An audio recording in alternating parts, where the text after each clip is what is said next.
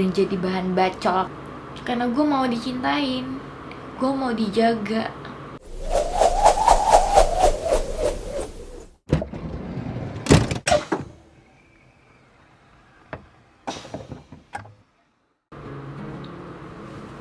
Hai guys, balik channel Berliana Lovel. Nah kali ini, bentar aku duduk dulu. Aku mau ngebahas masalah, nggak masalah sih. Jadi ada satu subscriber aku yang nge-DM di Instagram aku, dan ini panjang banget sih sebenarnya DM-nya. Aku coba bacain ya. Yang mungkin ini banyak juga yang kalian pertanyakan dan aku mau jelasin di sini. Semoga penjelasan aku itu jelas. Kita lanjut baca DM-nya. Haters Indonesia. Hai ya haters Indonesia. Maaf nih mengganggu malam-malam. Kita ya cuman mau sharing persoalan konsep teman dekat yang kamu anut. Sebelum masuk ke konsep teman dekat, saya mau berbagi pengalaman hidup saya. Saya dulu punya pacar. Saya dan pacar saya sudah merencanakan untuk menikah. Bahkan kami berdua sudah memikirkan hal yang harus kami lakukan setelah kami menikah nanti. Tapi, tanpa sepengetahuan saya, ternyata pacar saya punya kekasih lain dan menikah dengan kekasihnya itu.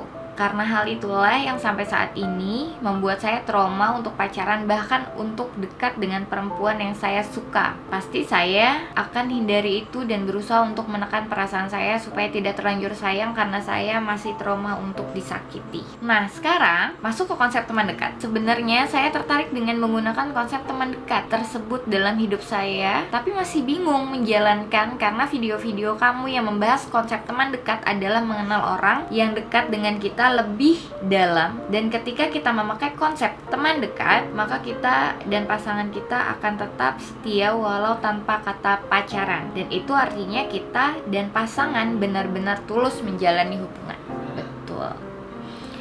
Jadi intinya teman dekat ini udah benar loh sebenarnya. Teman dekat dan orang tersebut harus sama-sama tulus sih sebenarnya. Harus benar-benar sama-sama tulus, sama-sama berserah aja. Di sini yang membuat saya bingung, apakah ketika kita memakai konsep teman dekat justru bisa membuat kita atau pasangan kita masih bisa berhubungan dengan orang lain karena hubungan kita hanya sebatas teman. Dan tentunya ketika saya memakai konsep teman dekat, ini pasti saya tetap akan tersakiti apabila orang yang saya sayang punya hubungan asmara dengan orang lain.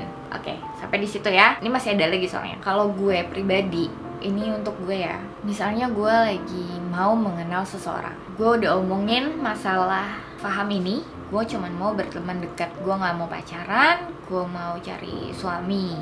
Kalau emang dia sama-sama mau seperti itu, oke, coba kita jalanin.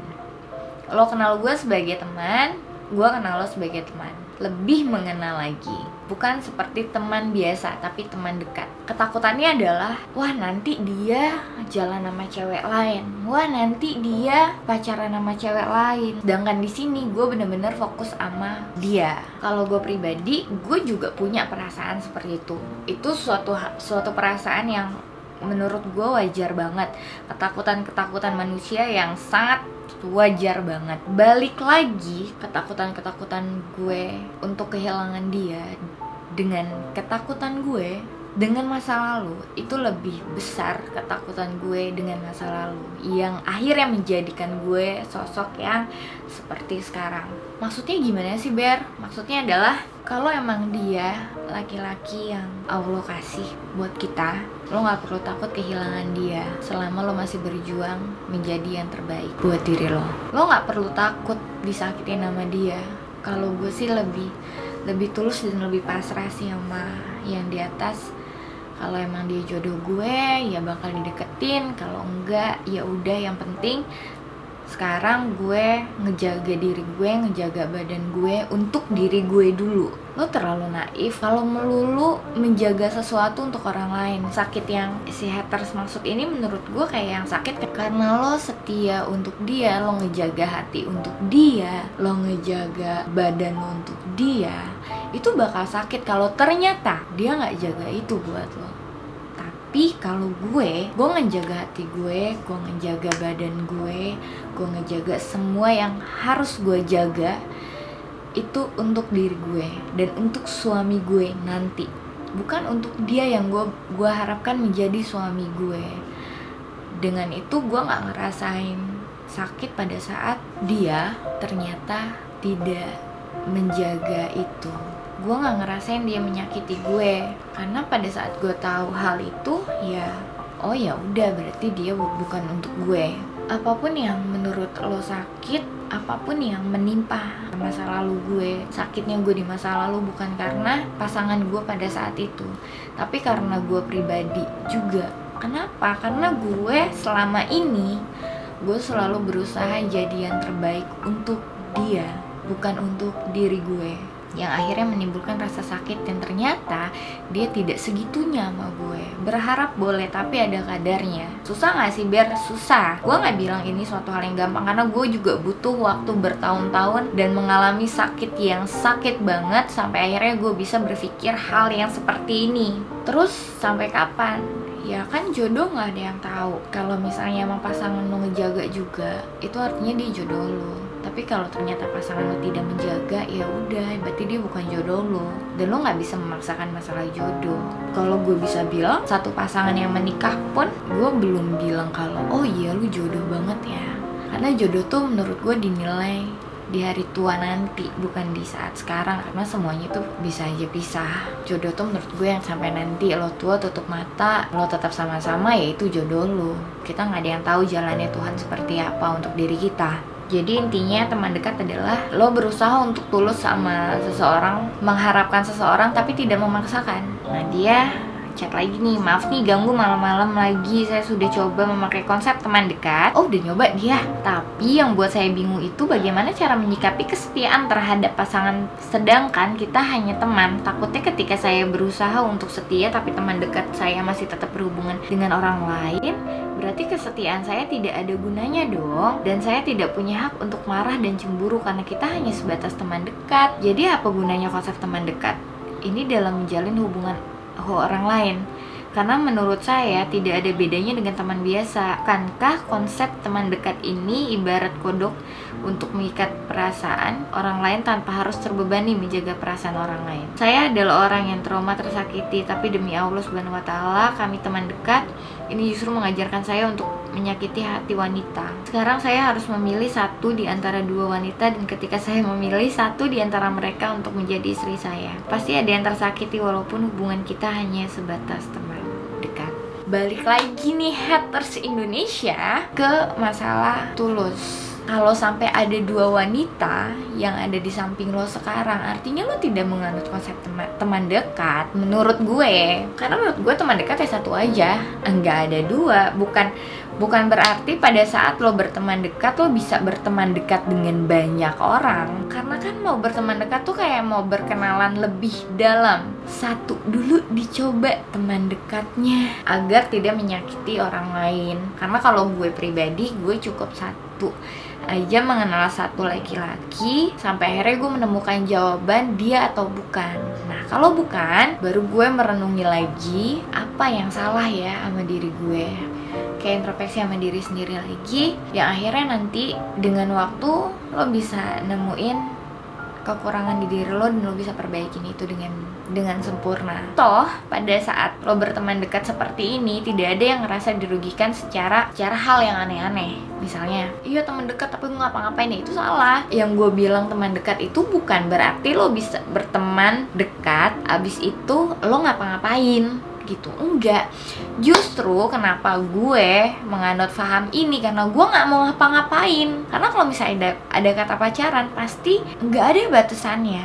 Ini tahun 2020, apalagi di umur gue yang pacaran itu ya harus something, dan gue nggak mau kayak gitu. Terserah lu mau bilang gue munafik karena image gue di YouTube dan Instagram seperti apa, gue nggak peduli. Gue bener-bener nggak peduli dengan image gue seperti apa. Yang jelas gue punya prinsip, gue berteman dekat dengan laki-laki tapi gue nggak bisa ngapa-ngapain.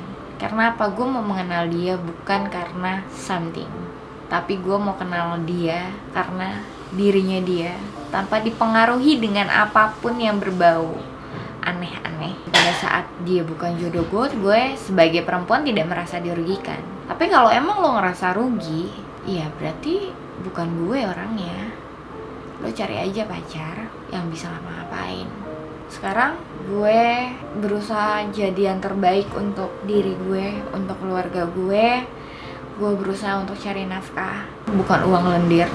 Gue berusaha untuk itu. Gue gak peduli image yang ada di semua media sosial gue seperti apa. Gue gak peduli, bener-bener gue gak peduli. Yang jelas apapun image yang gue buat, sebandel apapun, seseksi apapun, atau apapun yang kalian nilai dari diri gue, satu hal yang harus kalian tahu, gue tidak segampang itu untuk disentuh. Why? Kenapa? Karena gue sedang memperbaiki diri gue untuk suami gue. Gue gak peduli nanti komenan kalian di bawah bakal bilang gue orang yang munafik atau apapun itu, terserah kalian. Yang gue cuman mau bilang, enggak semua perempuan yang berpakaian yang menurut kalian seksi itu bisa dibeli. Enggak semua perempuan yang menurut kalian pakai bajunya terbuka dan jadi bahan bacol kalian itu bisa kalian sentuh dengan kata pacaran. Jadi jangan ngejudge orang cuma dari covernya aja. Tapi gue nggak pernah salahin kalian ngejudge gue A B C D. Gue nggak pernah salahin. Tapi gue nggak peduli. Yang jelas ini gue dengan konsep teman dekat yang gue pikir ini adalah suatu hal yang baik buat diri gue, karena tidak merugikan untuk di sisi perempuan. Dan kalau emang bukan jodohnya, itu gue nggak ngerasa rugi. Kalau memang laki-laki itu ternyata mengagumi perempuan lain, berarti dia bukan jodoh gue. Ya udah, gue berserah lagi sama Allah. Semoga gue diberi jodoh yang terbaik buat gue, bisa merubah gue jauh lebih baik, karena gue juga masih belajar jadi yang baik buat hidup gue, buat keluarga gue. Karena gue pernah menjadi orang yang gagal, tapi gue gak mau gagal terus-terusan. Gue pernah menjadi orang yang munafik, tapi gue gak mau munafik lagi. Gue pernah menjadi orang yang bodoh, tapi gue gak mau selamanya menjadi bodoh. Gue mau jadi orang yang lebih baik. Gue gak mau membiarkan siapapun menyakiti gue lagi. Gue trauma dengan rasa sakit. Gue lagi menjaga hati gue lagi menjaga diri gue lagi memasang benteng sama diri gue biar gak ada satu orang pun yang bisa nyakitin gue lagi. Yang gue percaya sekarang, cinta itu gak cuman segimana lo berjuang, seberat apa lo berjuang buat dia, tapi segimana lo ngejaga diri lo dan hati lo untuk diri lo dulu. Karena gak mungkin orang akan dicintain kalau dia tuh gak cintain dirinya. Jadi itu alasannya kenapa gue sekarang lebih ngejaga diri gue. Karena gue mau dicintain, gue mau dijaga. Tapi gak mungkin orang bakal ngejaga gue, gak mungkin orang bakal sayangin gue, gak mungkin orang bakal cintain gue kalau gue gak mencintai diri gue sendiri. Jadi sekarang itu gue lagi di masa belajar mencintai hidup gue, belajar menerima hidup gue, belajar menjadi yang lebih baik, belajar berusaha lebih untuk hidup gue. Buat kalian yang pernah disakitin dan ngerasain hal yang sama gue cuma mau bilang sama kalian, please sayangin diri lo, please cintain diri lo dulu. Kasian orang tua lo yang sayangin lo, yang ngurus lo, yang berjuang buat lo. Kalau akhirnya pada saat lo dewasa cuman disakitin sama laki-laki, cuman disakitin sama orang lain. Nyokap lo, orang tua lo ngegedein lo bukan untuk disakitin sama orang lain. Keluarga lo ngegedein lo, berkorban, berjuang buat lo, bukan untuk dibuat nangis sama siapapun, bukan untuk dipukulin, bukan untuk dikhianatin. So please jaga hati lo, please jaga diri lo. Jangan sampai ada satu orang pun yang bisa nyakitin diri lo. Pasang benteng yang setinggi-tingginya, sampai gak ada satu orang pun yang bisa ngerobohin lo. kuatin hati lo sampai nggak ada satu orang pun yang bisa nyerang hati lo sampai hati lo tuh hancur remuk. Sayangin diri lo. Gitu aja dari gue, Berliana Novel. Gue juga sorry banget, gue lagi belajar, dan kalau emang paham gue salah jangan diikutin. Tapi kalau menurut lo paham gue benar, coba diikutin dengan cara yang benar juga. Karena kalau misalnya pahamnya benar tapi caranya nggak benar, percuma juga, lo bakal tetap salah. Love you semuanya. Gue berterima kasih dengan banyak orang di hidup gue. Gue berterima kasih sama Allah yang pasti buat semua haters gue.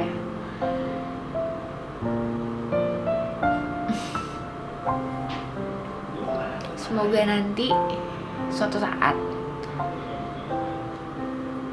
kalian bisa lebih kenal gue dengan apa adanya gue, dan gue bisa menjadi diri gue sendiri sih.